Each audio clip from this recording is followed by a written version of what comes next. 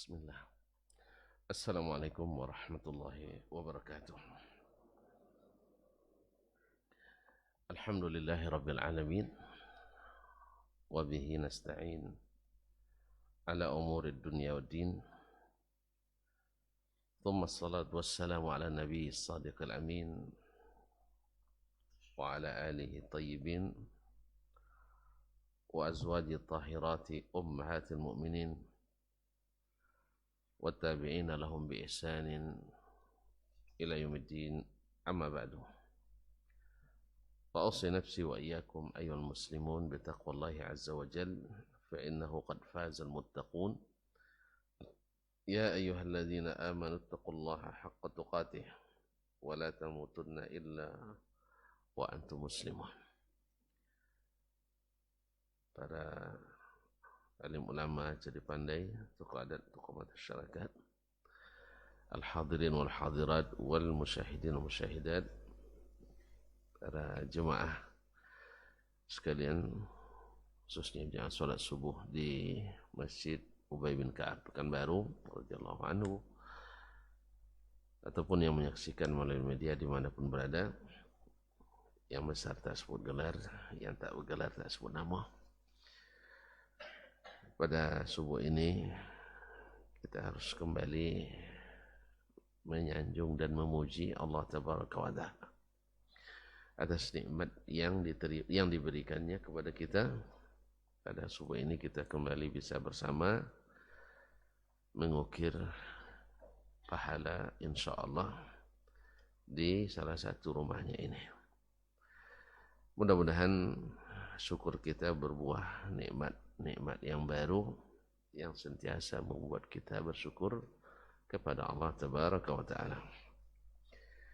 Semoga ibadah salat kita diterima, doa, harapan dan permintaan kita dikabulkan. Amin. Kaum muslimin, kaum muslimat yang dirahmati Allah, salawat dan salam kepada baginda Nabi alaihi salatu wassalam, yang kepadanya kita belajar dan berpedoman. Mudah-mudahan kita bisa bergabung dengan barisannya di akhirat nanti. Amin ya rabbal alamin. Kaum muslimin, di antara masalah yang menjadi bagian tak terpisahkan dari masail aqadiyah, masalah-masalah akidah, adalah masalah berbangkit di hari kiamat, atau bahwa kita setelah mati nanti akan dihidupkan kembali. Alhamdulillah, akan dihidupkan kembali dan akan ada hisab. Dan sebelum hisab itu dilakukan, kita akan melalui masa-masa berat, sampai-sampai orang-orang di hari kiamat itu, khususnya mereka yang mereka yang para pendosa, menunggu lamanya hisab itu, mereka gelisah luar biasa.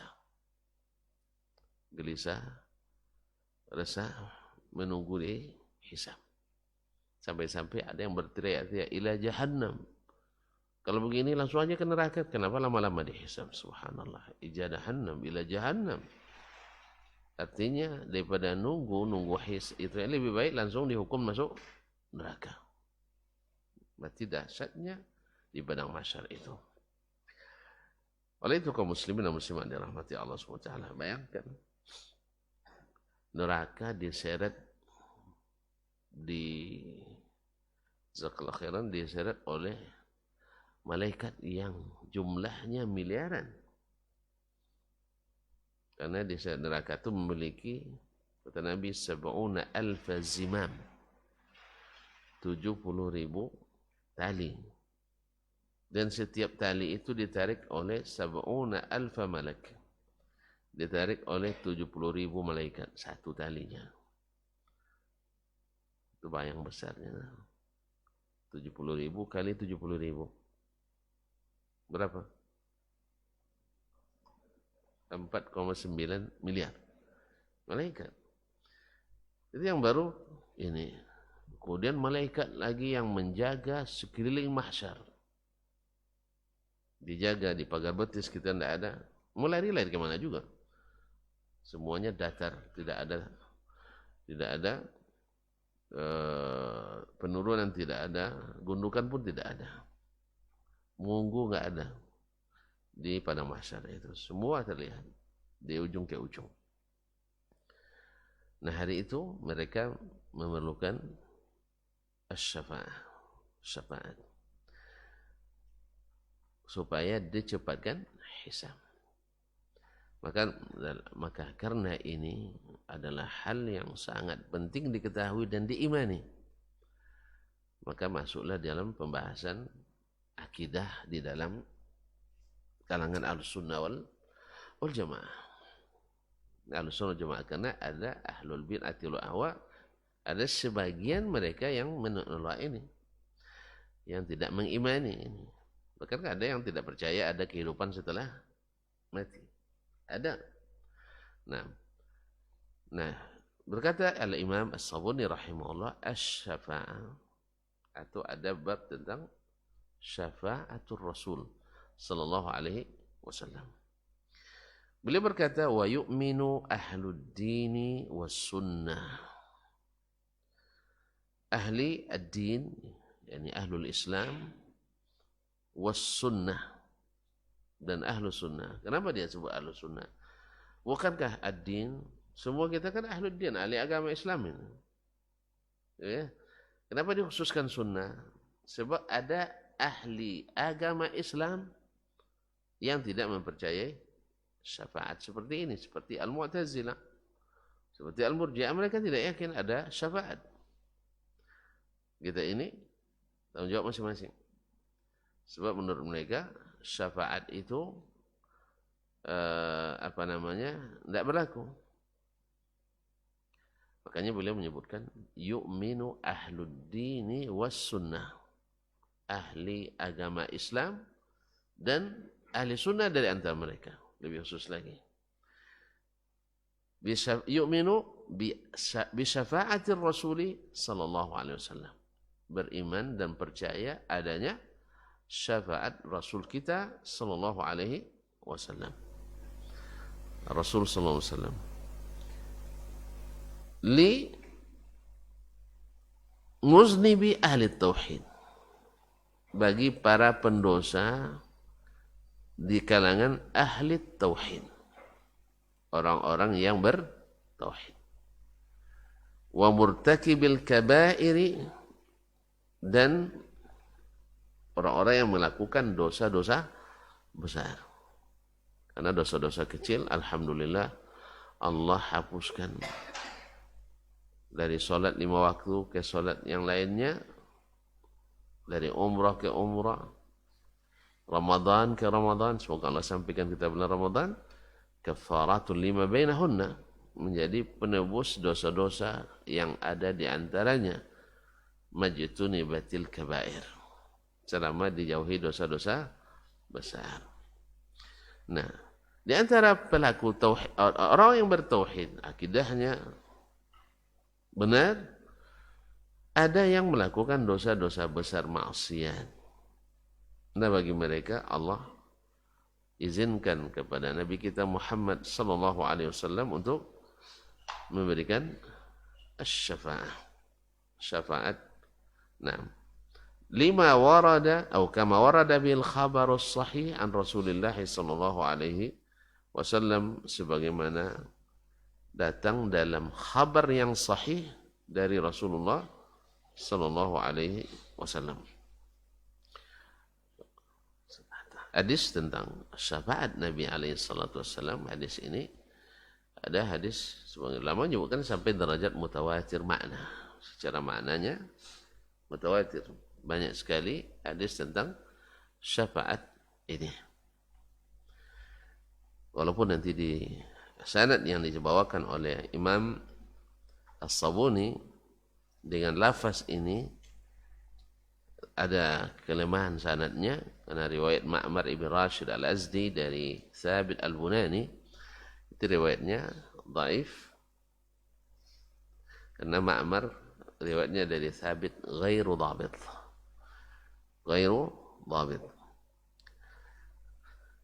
Tetapi dalam hadis-hadis lain seperti dalam hadis Sahih Bukhari yang masyhur itu bahwasanya umat manusia pada hari itu tadi sudah kita gambarkan mereka ingin cepat dihisab. Akhirnya mereka datang, tentu saja yang ini ahli tauhid. Kalau orang ahli kufri wasyirk mereka sudah tanpa hisab lagi. Masuk surga tanpa hisab. Hah? Orang-orang kafir masuk neraka tanpa hisab. Jangan sampai masuk tanpa hisab pula neraka. Kalau masuk surga tanpa hisab bagus. Kalau masuk neraka tanpa hisab, nah. Ma'asyal kiram dirahmati Allah SWT, maka mereka pun mendatangi Adam alaihissalam. Ya Adam anta abul bashar wa qad alimta ma nahnu fihi minal haul. Wahai Adam, engkau ini bapaknya umat manusia. Kau lihat sendiri bagaimana susahnya kita di padang mahsyar ini. Tentu tahu sendiri kaum muslimin dan muslimat dirahmati Allah, mentari 2 mil dari kepala kita. Matahari. Gimana cara kerjanya? Allahu a'lam. Ini bagi yang tidak yakin, sungguh tunggu betul penelitian nanti di padang mahsyar. Ya, berpenelitiannya kan konkret. Langsung ada bukti fisik. Buatlah kamera untuk selfie nanti.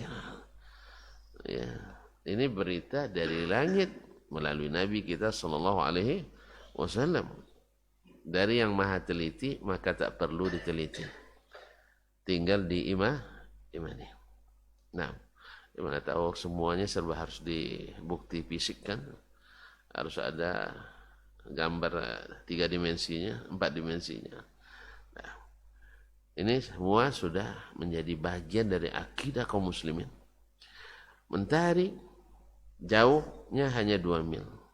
Kalau sekarang berapa jauh? Sekarang memang kaji SD dulu. Kaji kuliah lah lupa, apalagi kaji SD. Nah, berapa jauhnya matahari dari kita sekarang? Katanya 50 juta kilometer, ya? Saya tidak tahu. Nah, tidak ada meteran yang sejauh itu kan? Nah. Hah? Apa? Berapa? Sekian. Nah. Kilometer, katanya 50 juta kilometer. Jauhnya sekarang. Panasnya hanya 6.000 derajat Celcius. Atau 60.000 derajat Celcius. Nah, sampai ke kita yang sejauh itu masih gerah juga. Buktinya AC berapa banyaknya? Nah, berapa AC banyak? Ya, ruangan kecil AC banyak itu, Masya Allah. Masih gerah. Bayangkan kalau jaraknya tinggal 2 mil. Makanya orang hari itu berkeringat sampai lautan keringat. Dan keringat itu orang akan berada di tempat itu sesuai tingkat amalnya. Kalau maksiatnya menenggelamkannya, tenggelam sama keringat. Dan kalau dia orang yang apa, maka dia akan selamat pula dari itu. Beruntunglah para muazzin. Muazzin itu, kata Nabi, atwal wa'anaqan yawmal qiyamah. Lehernya paling panjang hari kiamat. Kalau orang leher panjang di dalam air, dalam laut kan lambat tenggelamnya. Makanya beruntung jadi muazzin. Nah, boleh daftar jadi muazzinnya, Bang? Nah, ini saya muazzin internasional ya, Mahmud. Ya, saya muazzin internasional. Enggak cahaya. Hah? Nak coba? Nah, ya saya muazzin fakultas hadis dulu 2 tahun. Kenapa sebut internasional? Karena di level internasional ya, Bang. Ya, yang ikut mendengarkan azan saya tidak kurang dari 50 negara. Itu tidak internasional, Bang. Ada dari Turki, ada dari Australia, ada dari Amerika, dari Prancis, dari Inggris, dari Jepang. Jepang tidak ada waktu itu di kuliah hadis. Dari Afrika, Masya Allah. Masuk dari Maroko ya. Muslimin. Awak muazzin, berarti muazzin internasional. Bisa dibayar gaji internasional ya. Kaum muslimin dan muslimat dirahmati Allah. Jadi muazzin itu atwalu anaqan yaumil qiyamah. Orang yang paling panjang lehernya pada hari kiamat. Allah balaskan. Karena dia kan ketika memandangkan azan, apalagi dulu yang tidak ada mikrofon, Masya Allah. Kalau sekarang kan sedikit aja dah kedengaran. Kalau dulu enggak, harus betul-betul mengejankan suara itu. Ya bang? Sampai sakit perut mengeluarkan suara itu. Jadi alhamdulillah. Nah hari itu mereka datang kepada Adam alaihissalam. Anta abul bashar, fasyafi' lana inda rabb, fasfa' lana inda rabbik. Tolong berikan syafaat kepada kami, minta kepada Allah syafaat untuk kami, supaya hisab disegerakan. 50.000 tahun cuma. Sehari itu 50.000 tahun. La haula wala quwata illa billah. Capek nunggu enggak? Berdiri 50.000 tahun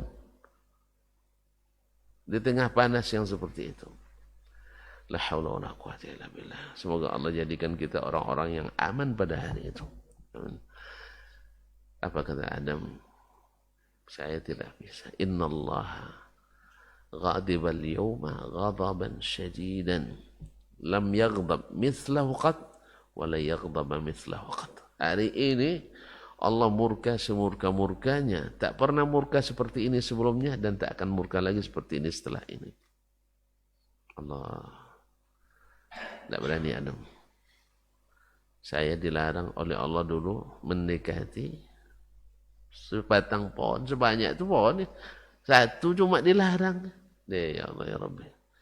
Maka kadang-kadang kaum muslimin dan muslimat dirahmati Allah, jangan dekat-dekat. Maka bahasa Allah, wala taqrabu, jangan dekati. Sebab dekati semakin penasaran kita.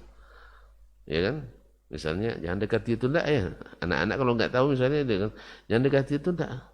Akhirnya dekat-dekat, enggak apa-apa kan dia katanya kan. Nanti disengat listrik katanya. Tegang dikit, enggak apa-apa.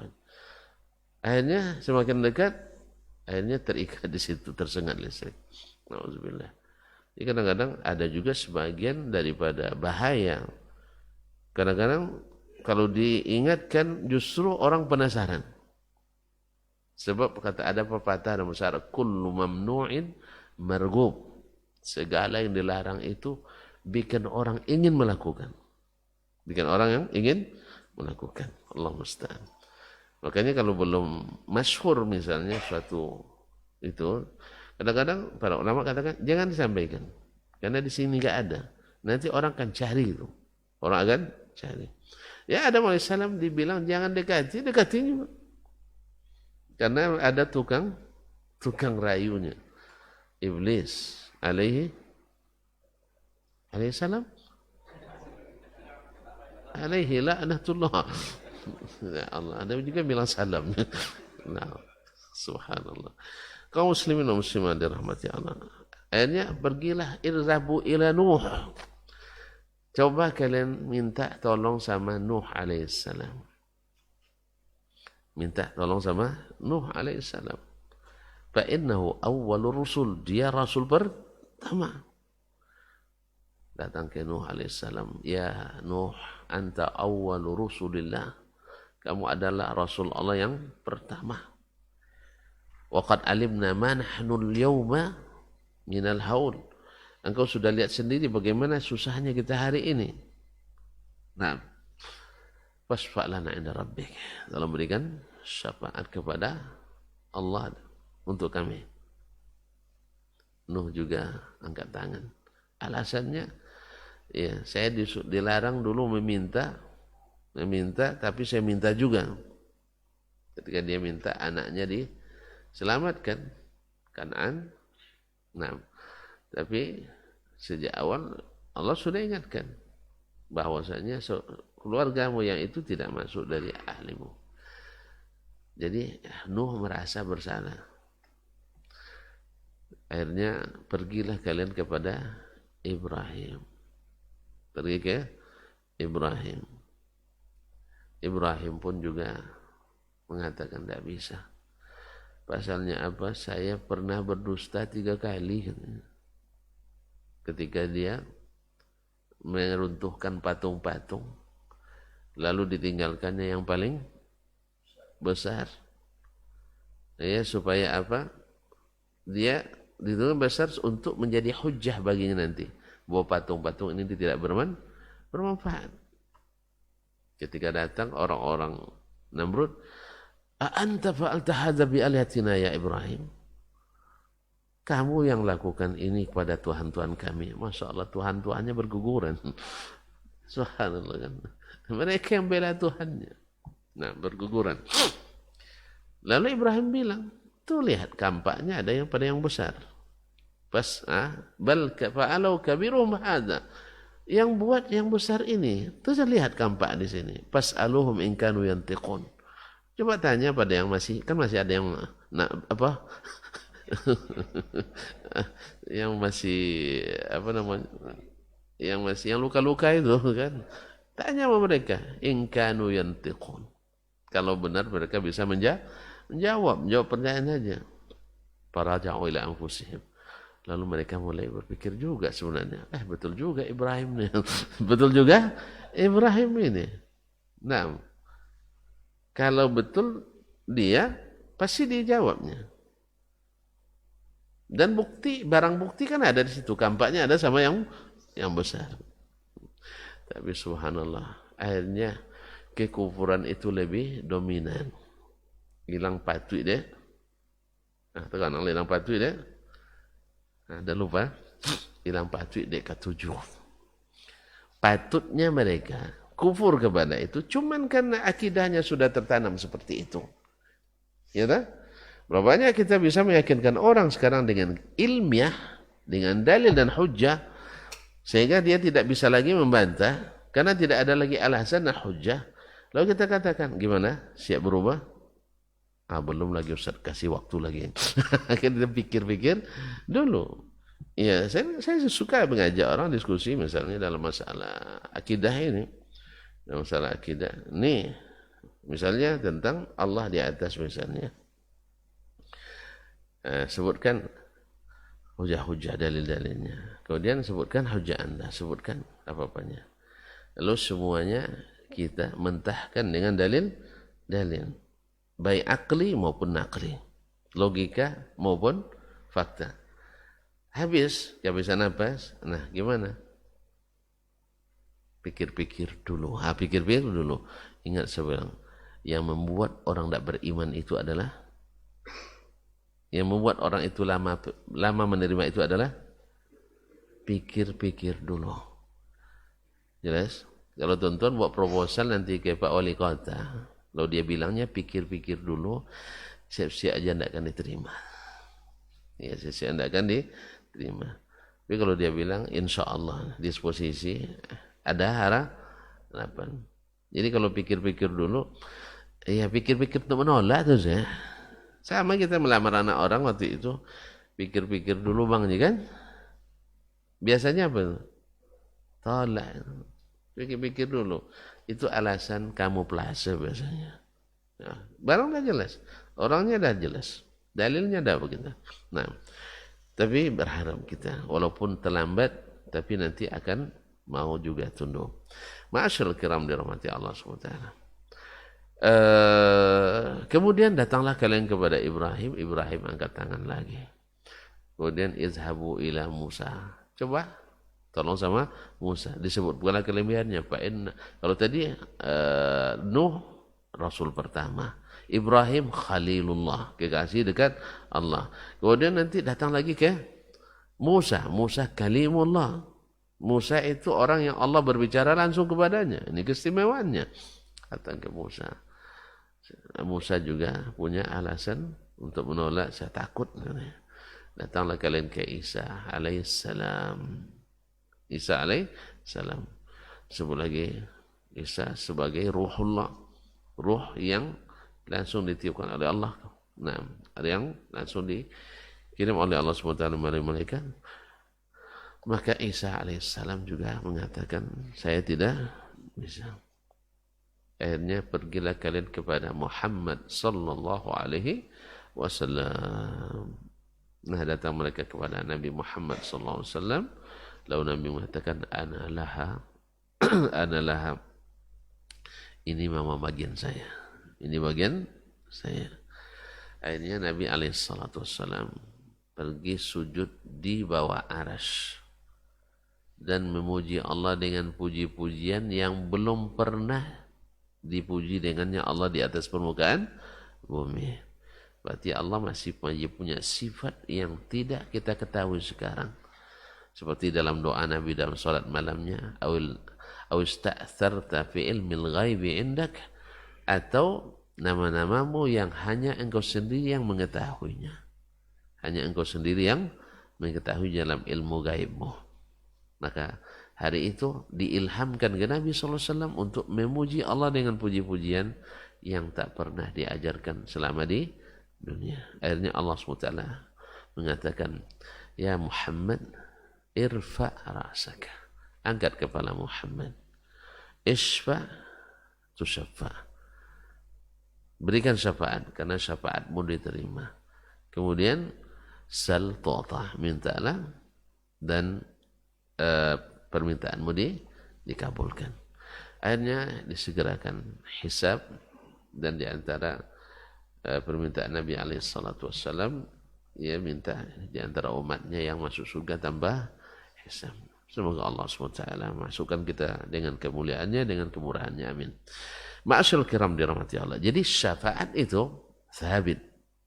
Sabit. Ini saya sebutkan sengaja di awal, sebab ketika kita sebutkan nanti sanadnya ini dhaif, berarti tidak benar syafaat itu dari Nabi SAW. Tidak. Hadis tentang syafaat itu banyak sekali. Banyak sekali. Cuman yang dari sanad ini yang disampaikan oleh beliau di pesanan pertama ini ada kelemahannya, sedangkan yang lain adalah sahih. Qala akhbarana Abu Sa'id ibn Hamdun, telah menyampaikan kepada kami Abu Sa'id ibn Hamdun An-Nisaburi, qala amba'ana Abu Hamid ibn Syarqi, telah menyampaikan atau telah menceritakan kepada kami Abu Hamid ibn Syarqi Asy-Syafi'i, masyhur min kibari ulama Asy-Syafi'iyah. Qala haddatsana Ahmad ibn Yusuf As-Sulami, telah menyampaikan kepada kami Ahmad ibn Yusuf As-Sulami. Qala haddatsana Abdul Razzaq, telah menceritakan kepada kami Abdul Razzaq ibn Hammam As-San'ani, penulis kitab Al-Musannaf yang masyhur. Qala amba'ana Ma'mar, telah menceritakan kepada kami Ma'mar, yaitu Ma'mar ibn Rashid Al-Azdi, Ma'mar ibn Rashid Al-Azdi Al-Basri thumma Al-Yamani, dan Thabit, dari Thabit, jadi Thabit ibn Aslam Al-Bunani, thiqatun thabtun alim zahid. An Anas, dari Anas ibn Malik ibn Nadar, pembantu Rasulullah sallallahu alaihi wasallam dan sahabat kecilnya. An Nabi sallallahu alaihi wasallam, dari Nabi sallallahu alaihi wasallam, qala, dia berkata, syafaati li ahli al-kaba'ir min ummati, syafaatku untuk para pelaku dosa besar di antara umatku, pelaku dosa besar di antara umatku.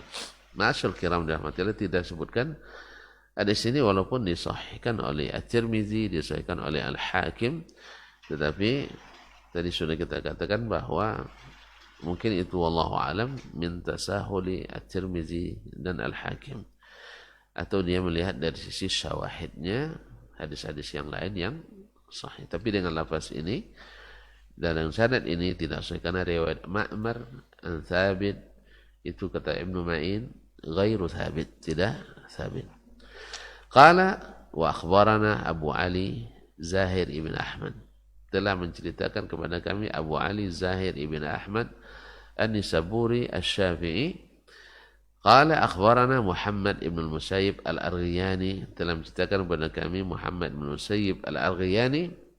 Qala al-haddatsana Al-Hasan ibn Arafah, telah menceritakan kepada Al-Hasan ibn Arafah Al-Fasawi, beliau penulis kitab Juzu' Hasan ibn Arafah.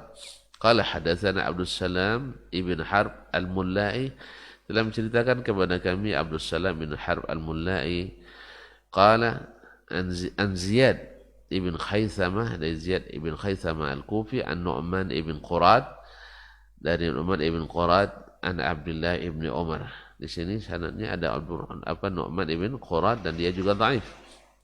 An Abdullah bin Umar, dari Abdullah bin Umar bin Khattab, Abu Abdurrahman An-Adawi radhiyallahu anhuma, qala Rasulullah sallallahu alaihi wasallam, Rasulullah sallallahu alaihi wasallam bersabda, khuyyirtu baina asy-syafa'ati wa baina an yadkhula syatru ummatil jannah. Saya disuruh memilih antara syafaat atau memasukkan setengah umatku dalam surga. Nabi dipilih antara, ya ini kelebihan Allah berikan kepadanya, antara masukkan setengah umatku dalam surga atau pemberian syafaat. Maka Nabi memilih fakhtartus syafa'ah. Saya memilih asy-syafa'ah. Apa alasannya? Li'annaha a'ammu wa akfah. Karena syafaat itu berlaku lebih umum dan lebih akfa, lebih mencukupkan.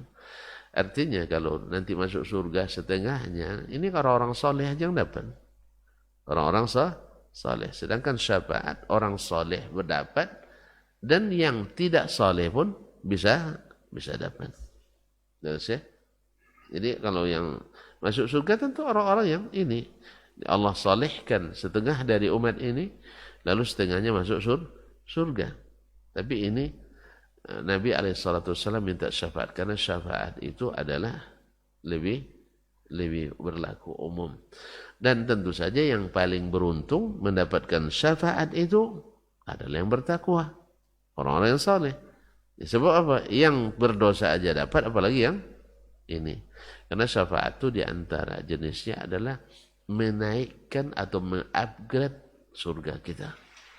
Misalnya surga, dapat surga, kalau gimana pakai bintang istilahnya atau istilah apanya, dapat surga bintang 1 misalnya, kita naikkan ke dengan syafaat Nabi jadi bintang 2 misalnya. Saya tidak tahu apa bintang, pokoknya menaikkan derajat kita di surga. Tapi jangan risau sih, dapat non bintang saja. Ya. Sebab orang yang paling terakhir masuk surga, ya diberikan kepadanya nikmat 10 kali lipat nikmat orang yang tersenang di atas dunia ini. Siapa manusia paling senang di dunia? Tidak ada. Bilang orang beriman ya. Tidak. Orang yang diberikan kepadanya kekayaan luar biasa, ya, lalu dia gunakan untuk ketaatan pada Allah dengan iman, maka ini kan senang dia di dunia ini. Nah, nikmat yang diberikan pada orang yang terakhir sekali keluar dari neraka, habis itu tidak ada lagi tutup pintu neraka, ya, tinggal orang-orang kafir, musyrikin, munafikin kekal di dalamnya. Orang-orang beriman yang sudah dihukum dah keluar, habis. Dah dia yang terakhir merangkak, dia keluar. Nah, subhanallah. Tengokkan kepadanya sebatang pohon dari jauh. Ya hambaku, kan dia kepanasan tuh. Nampak pohon besar sekali. Satu pohon itu, kata Nabi SAW, bisa dilalui oleh orang naik kuda, belum selesai rindangnya. Besarnya, sampai berapa tahun? 70 tahun orang naik kuda, belum selesai rindangnya. Sebesar apa pohon itu? Hah? Makanya tidak usah risau, antum tidak punya kebun sawit luas-luas di dunia ini, tidak usah risau. Banyak aja ucapkan subhanallah. Maksud innalillah. Kan orang dapat, orang tidak dapat kan. Subhanallah. Itu pohon di surga. Besarnya. Kalau sempat 70 tahun orang lewat di bawahnya, tidak selesai rindangnya. Seluas apa kebunnya itu? Coba aja berjalan 70 tahun di kebun sawit orang. Nah, jadi kaum muslimin dan muslimat, jadi Masya Allah, itu didapat dengan satu kalimat subhanallah, walhamdulillah, wala ilaha illallah, Allahumma. Makanya pokoknya jangan sampai kering lidah kita dari bertasbih, bertahmid, berzikir pada Allah. Cuma itulah syaitan suka ragu-ragu nih. Awak sebenarnya nak zikir, tapi suruh dia kita ingat-ingat. Apa tadi salah Ustaz Dasman semua ngaji tadi? Udah pulang tak ingat tuh. Iya tak? Tidak pernah tuh digoda syaitan. Hah? Kadang-kadang macam-macam deh. Disuruh kita mengingat yang kita sebenarnya tidak berguna mengingatnya. Ya, saya tadi apa pula yang terbayang tadi? Pas mau ke sini itu hampir terlewat pula yutan tu, Ustaznya. Hampir terlewat pula. Apa nih lupa tadi? Tapi enggak mengenal keburukan enggak. Menghayal kayaknya saya tadi itu. Ya. Apa yang saya lupa juga menghayal. Tanda enggak berguna tu. Ya. Sebentar dari lepas ke lampu merah pasar pagi itu, nah itu saya mengingat sesuatu. Tapi sekarang tidak ingat. Alhamdulillah. Untung lupa. Untung lupa. Yang penting sampai menjelang yutan terakhir depan Imam Syafi'i 2, nah itu. Berarti astagfirullah, lewat apa belum? Biasanya kan saya hitung yutan itu. Yutan kelima kan dari sana. Ini tadi tidak dihitung-hitung. Karena menghayal. Tapi yang saya hayalkan, saya lupa sekarang. Alhamdulillah. Sebab kalau ingat kan, apa saya hayalkan? Lupa. Yang jelas tidak ada kaitan dengan tuntunan, tidak ada. Amalnya. Tidak ada kaitan dengan. Tidak tentang keberangkatan ke apa. Tanggal 21 nih ke Bali. Ada konferensi ASEAN di Bali. Itu saya ingat tadi. Apa saya ingat tadi? Apa pula pakai PCR pula. Disuruh lagi pakai PCR sekarang. Kenapa wakil presiden mau datang katanya. Ini saya pikir kalau bikin susah, tidak usah. Allah musta'an. Memang berat kalau sudah bertemu petinggi-petinggi ini, kita jadi betul-betul perendah. Jadi perendah. Kadang-kadang ya hal-hal yang tidak perlu kadang jadi diperketat. Allah musta'an. Tak apa-apa. InsyaAllah kita siap aja. Sami'na wa ta'ana. Kaum muslimin dan muslimat dirahmati Allah SWT. Saya di apa tadi? Gara-gara menghayal tadi lupa lagi kajinya. Nah, jadi Nabi SAW memuji Allah Subhanahu wa taala dengan puji-pujian yang tidak dipujinya selama di dunia. Dia tadi disuruh milih antara syafaat atau memasukkan setengah umatnya masuk surga. Dia bilang syafaat lebih umum dan lebih besar. Atarawnaha lil mu'minin al-muttaqin? Menurut kalian hanya untuk orang-orang beriman dan bertakwa saja? La, bukan. Walakinnaha lil muslimin al-mutalawwithin al-khatta'in. Justru ini untuk orang yang bergelimang dosa, orang-orang yang banyak berbuat kesalahan. Tapi sanadnya seperti yang saya katakan tadi juga dhaif. Walaupun dari sanad-sanad lain dengan lafaz yang lain bahwasanya di antara syafaat yang diberikan adalah para pendosa kaum muslimin. Maksudnya orang ahli tauhid dari umat Nabi SAW. Maka kita tidak boleh berputus asa. Kalaulah di sana saja Allah masih memberikan kesempatan untuk menghapuskan, itu kalau kita dapat syafaat.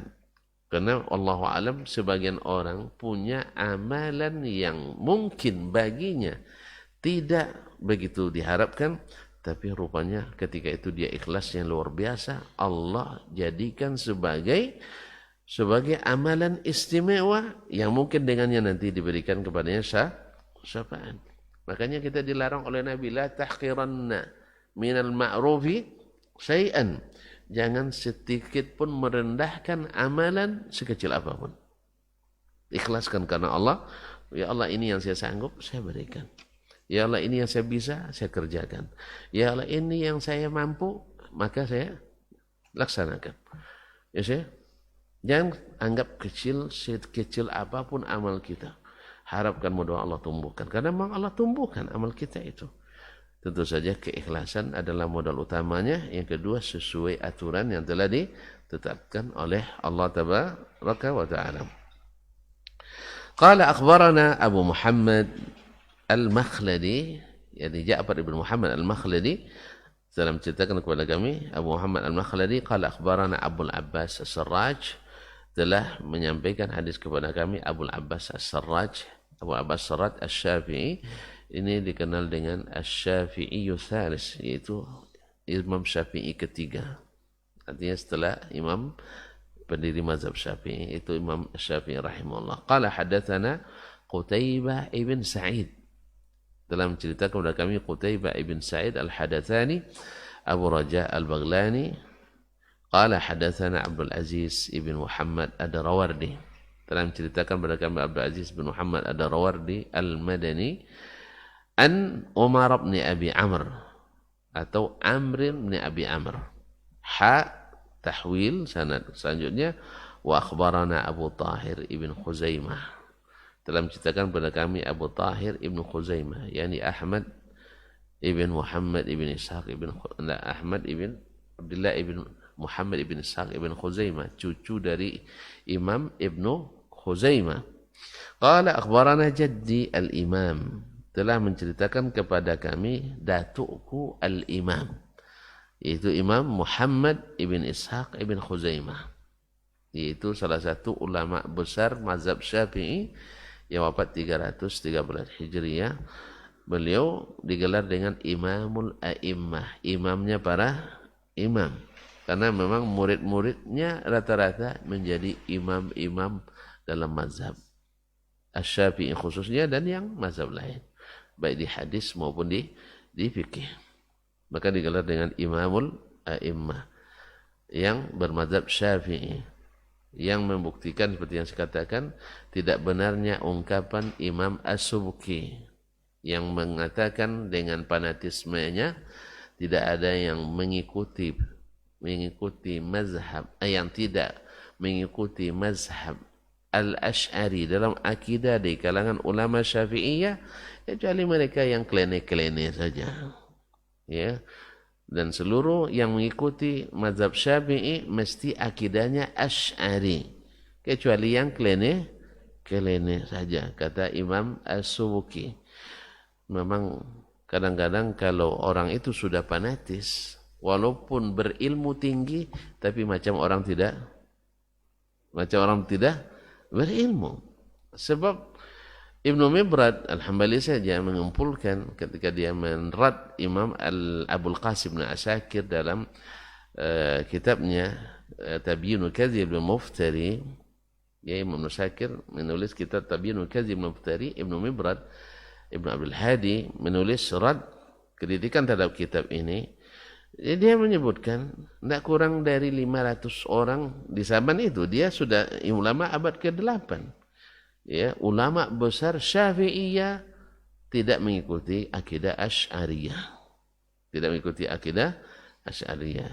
Di antara yang dia sebutkan imam besar seperti Muhammad ibn Ishaq ibn Khuzaimah yang dikenal dengan Imamul A'immah. Di antaranya juga Imam Abul Abbas Sarraj tadi yang digelar Asy-Syafi'iyyu Ats-Tsalis dan lain-lainnya. Makanya terlihat bahwasanya Imam Subuki kurang hati-hati pada hari itu. Ini yang dijadikan rujukan oleh kebanyakan hari ini yang mengatakan yang mendominasi umat Islam hari ini adalah mayoritas Asy'ari atau Maturidi. Saya bilang buat angketnya, buat pollingnya, nanti di voting, baru tahu. Tapi kalau klaim enggak. Sebab yang jelas hari ini di orang awam, coba lihat, tanya tentang Allah pasti nunjuknya ke atas. Lisannya selalu mengatakan di atas. Tidak pernah saya mendengar. Tak kalau tuan-tuan pernah mendengar. Ya, orang-orang tua kampung tu bilang, jangan terlalu khawatir ya Ustaz. Ya, kan ada yang di mana-mana. Ada yang gitu. Hah?